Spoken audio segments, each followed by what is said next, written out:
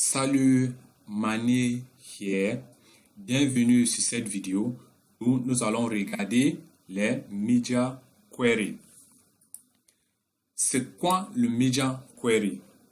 Une réponse simple serait le Media Query est une propriété CSS qui nous aide à identifier la taille du viewport ou ce qu'on a dit en français port d'affichage et applique le CSS qui correspond à cette taille-là avec l'aide de MetaViewPort. Mais c'est quoi le port d'affichage ou le viewport? Le viewport, c'est la partie du navigateur web qui montre le contenu d'un site web. Pourquoi est-ce qu'on dit la partie du navigateur? Par exemple, quand on est sur un desktop, on a la possibilité de diminuer la largeur du navigateur, le élargir, le diminuer, le changer en hauteur aussi.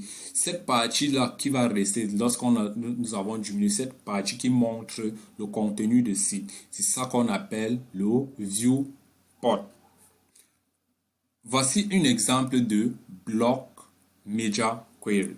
Voilà comment un bloc Media Query, les propriétés d'un bloc Media Query.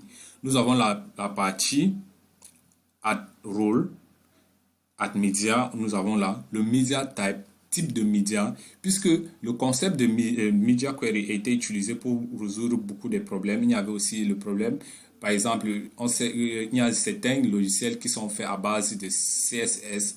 Donc, il faudrait aussi, par exemple, les imprimantes.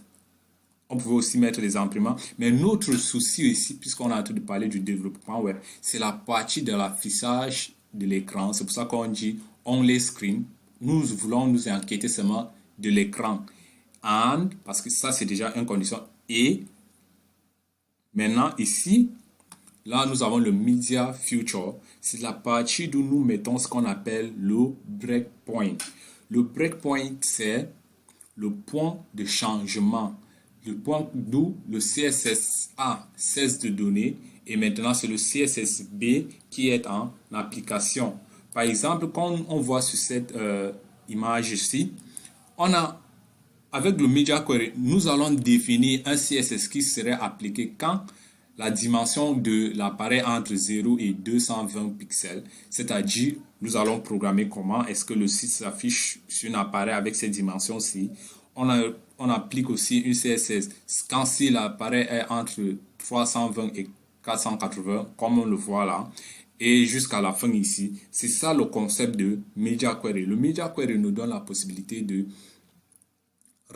faire plusieurs CSS, mais ces CSS-là seront appliqués selon la largeur de viewport ou la largeur de l'appareil si on veut parler de tablettes et de téléphones.